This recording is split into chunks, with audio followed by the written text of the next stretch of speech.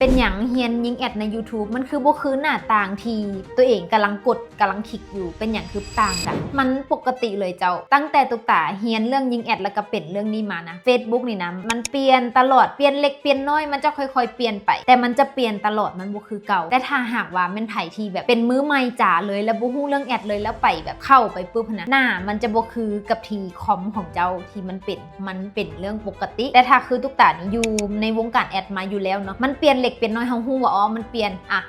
ตัวนี้เขาก็ต้องไปคลิกตัวนี้สินะเขาจะฮู้มันจะเฮ็ดให้ตุกตากับบ่ได้ตกใจว่ามันเปลี่ยนหลายขนาดนั้นแต่คนที่บ่ฮู้เลยบ่เป็นเลยจะตกใจว่าหุ้ยมันคือบ่คือกันว่ามันคือเป็นจังซี่วะนั่นแหละคือประเด็นและทีเนี้ยถึงแม้ว่านักเรียนของตุกตาที่เขาเจ้าเรียนเนาะแล้วเขาเจ้าเจอบอลที่เปลี่ยนว่าเอ้ยบอลนี้คือบ่คือกันกับที่ครูตุกตาบอกมันคือเปลี่ยนของน้องคือเป็นสิแล้วของที่ครูตุกตาบอกคือเป็นสิต้องบอกก่อนว่า Facebook อัปเดตตลอดอาจจะของครูยังอัปเดตและของนักเรียนอัปเดตแล้วสินะแต่ทีเนี้ยอย่างที่บอกถ้าเฮาฮู้ลูกของมันแล้วมันจะเฮ็ดให้เฮาฮู้ว่าอ๋อถึงมันจะเปลี่ยนมันบ่ได้เปลี่ยนไปหน้ามือเป็นหลังมือเว้ยครูก็จะฮู้ว่าอ๋อเจ้าต้องกดตัวนี้แล้วมันจะไปจังสิ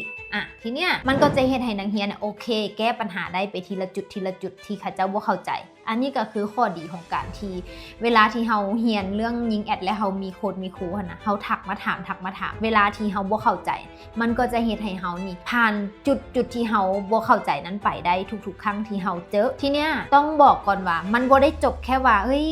ค่อยยิงแอดค่อยยิงเป็นหมดเลยคลิกกดเป็นหมดเลยแล้วมายิงแอดแล้วมันจะได้ผลหักบ่แม่นใดการยิงแอดนี่มันเป็นส่วนหนึ่งแต่ทีเนี้ยอีกส่วนหนึ่งก็คือเรื่องกลุ่มเป้าหมายเรื่องคอนเทน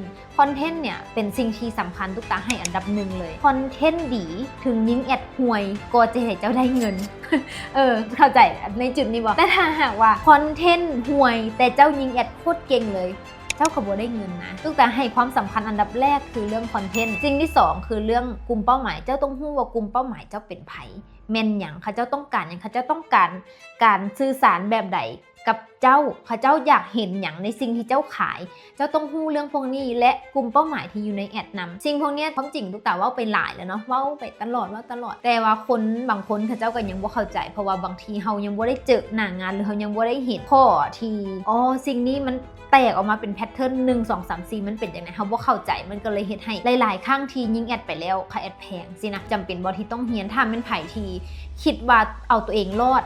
ค่อยเฮ็ดได้กับบ่จำเป็นต้องเรียนเฮากับบ่ได้มีไผอยากเสียเงินเนาะแต่ถ้าไผรู้สึกว่าเฮ้ยค่อยรู้สึกว่าค่อยติดอีหลีค่อยไปบ่ได้ด้วยตัวเองแท้ๆจำเป็นที่ต้องเรียนนะเพราะว่าการยิงแอดนี่นะมันเป็นสิ่งที่เฮาเอาเงินไปจ่ายค่าแอดพอเฮาเงินไปจ่ายค่าแอดปุ๊บเฮาก็ต้องการเงินที่มันได้หลายกว่าค่าแอดกลับมาเป็นกำไรค่าแฮงเฮาค่าที่เฮาลงทุนลงสมองลงอีหยังไปเฮาก็อยากได้คืนเนาะฉะนั้นแล้วจำเป็นที่ต้องรู้วิธีอย่างถูกต้องถ้าบ่รู้วิธีถูกต้องแล้วเฮาเฮ็ดไปแล้วมันเมื่อยฟรีเฮาเฮ็ดเพื่อหยังถือบ่ล่ะฉะนั้นแล้วตรงนี้แหละมันจึงจำเป็นที่ต้องได้ศึกษาพัฒนาตัวเองแต่ถ้าไผที่รู้สึกว่าเฮ้ยค่อยเอาตัวรอดได้ยอดเยี่ยมเอาตัวรอดเฮ็ดได้เลยแต่ถ้าเอาตัวรอดบ่ได้แนะนำเจ้าให้ซอกเรียนรู้พัฒนาตัวเองเรียนกับไผก็ได้คนที่เจ้ารู้สึกว่าเจ้ามักเจ้าฟังเราแล้วเจ้าเข้าใจในสิ่งที่เราเว้าหรือไผที่มักสไตล์ของตุกตาก็สามารถเข้ามาเรียนกับตุกตาได้ตุกตามีคอร์สสอนเกี่ยวกับเรื่องยิงแอดเกี่ยวกับเรื่องการเฮ็ดคอนเทนต์ไปยิงแอดต่างๆที่ตุกตาสอนมีหมดเลยเนาะถ้าเป็นไผที่อยากเรียนเนาะสามารถโทรเข้ามาทางเพจได้